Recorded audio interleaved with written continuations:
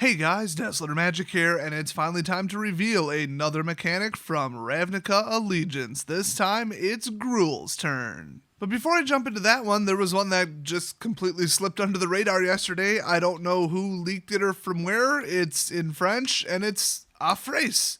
Although I think that pronunciation would require an accent mark over the E, but I don't know, whatever. It's English. So this is a Rakdos double black single red instant speed spell, or as they call it, ephemerae, maybe? How do you have accent marks, not even just that, but different accent marks over 3/4 of the E's in that word? How does that work? What does that even mean? Why is French even a real thing? 3 different accent marks? I'm sure the other 2 aren't accent marks, and somebody's like, it's called a this, down in the comment section. I don't care, shut up. Get ready for the most Spanish-sounding French you ever heard in your entire life, because this destruise l'artefact cible la créature cible. What the hell is that word? Oh, la planeswalker cible. Really? You couldn't come up with something for planeswalker? Just didn't want to call it Marcia de Plons? Fine, that's fine. I'm not getting triggered by this at all. So what this does in a real language is it destroys target artifact, creature, or planeswalkers, so it is really similar to the other spell that you're probably thinking of, which is Anguished Unmaking. So different colors and not losing 2 life is nice, but there is 0 leeway in the colors for this spell, so that's the problem with a lot of the better stuff from really this and the last set is, well, like Niv Mizzet is just triple blue, triple red. I mean, dang. You need some fixing to get that going. Then you've got the guild mages with the 2/2 and absolutely 0 generic. I mean, wow. So this is useful, but boy, you better be playing full-blown Rakdos. I mean, this might actually even be a problem in a 3-color deck. So not the most flexible thing in the world, but it is a rare. It is pretty darn good removal. I mean, artifact, creature, or planeswalker. I feel like enchantments are a big threat, but if I recall, there has never been a red card in the history of the game that can destroy an enchantment. I'm probably wrong. There's literally like 8 white counter spells. Seriously. The colors don't always stay in their lanes, you know what I mean? But black doesn't really specialize in blowing up enchantments either, so it does make sense. And red, the classic one, was that Shatter or whatever. And yeah, black takes down planeswalkers going all the way back to, Hero's Downfall at least. That's as far as I remember. So it's pretty typical classic Rakdos. I think with the prevalence of planeswalkers, especially Vraska, it'll probably be a pretty well-used spell, bare minimum in the sideboard. So merci to all the French people who just unsubbed from my channel. Now let's get into the real spoilers. Alright, we've got a new mechanic called Riot, so check it out on Frenzied Arinx, which is just a Lynx. They just took Lynx and just changed some letters around. I looked it up on Wikipedia and Dictionary.com and then just Googled it. It is not a thing. There is no animal called an Arinx. It's actually the American Century Global Real Estate Fund, and if you're wondering, it's doing terrible in the last 2 days. So Riot says this creature enters the battlefield with your choice, either a +1/+1 counter or haste. And it's another one of those very powerful, very flexible, but very subtle. It's low-key. It's, it could be game-winning, but it's not just like Annihilator 6, you know what I mean?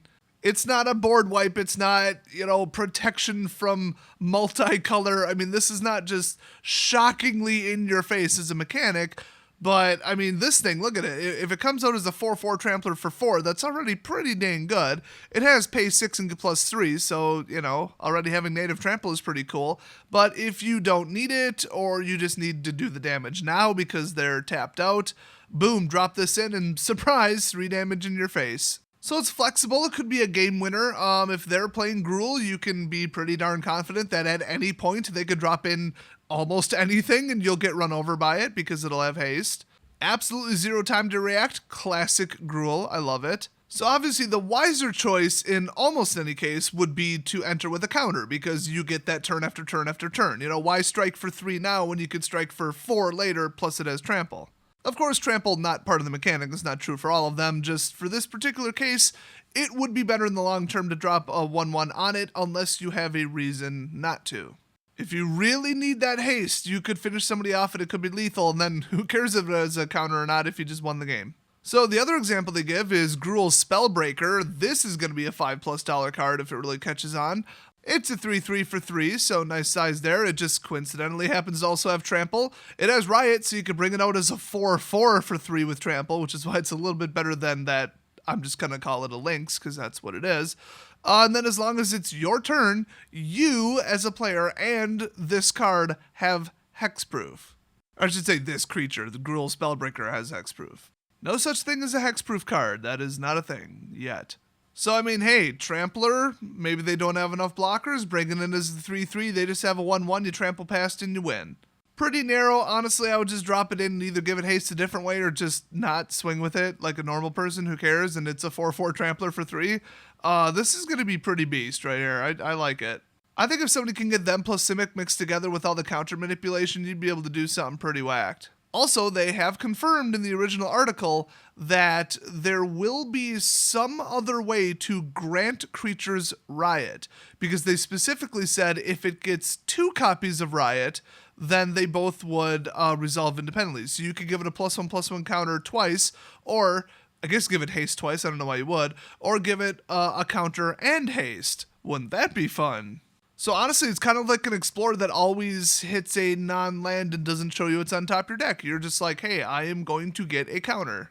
So very interesting mechanic. I think it doesn't just scream obnoxious, overpowered woe, but it's like, you know, you got to respect the hazard, the danger, the unknown. You don't know if they're going to drop in something and swing right at you immediately, so you never really want to swing at them. Like, what if they're wide open, but here comes the counter swing? I mean, they could drop in 2 riot creatures and just absolutely destroy you.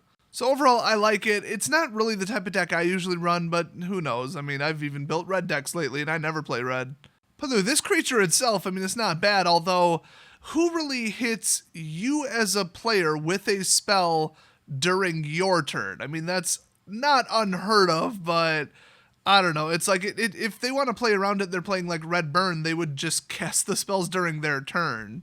And then they could still target any other creature on the battlefield except for this one. So it's not like mass hexproof, but it's still good. I mean, it could be annoying. It could make somebody kind of misplay. You could be like, oh, hexproof. I got hexproof. It's my turn. And then, you know, they have the spell. Now, what do you do about it? I don't know. But it's, you know, it's good. It's limiting. It's kind of fun.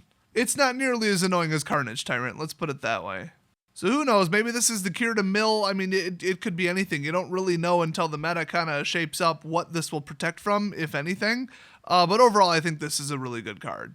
So that's it for today. I double checked and it doesn't look like any other weird foreign language cards slipped in. By the way, congratulations if anybody signed up for Coinbase with my affiliate link in the last video. I don't know if you've seen Bitcoin prices lately, but you made a very large amount of money. In fact, in 2 days, I made $172 profit just from Bitcoin's going up. I dropped $1,000 into Coinbase.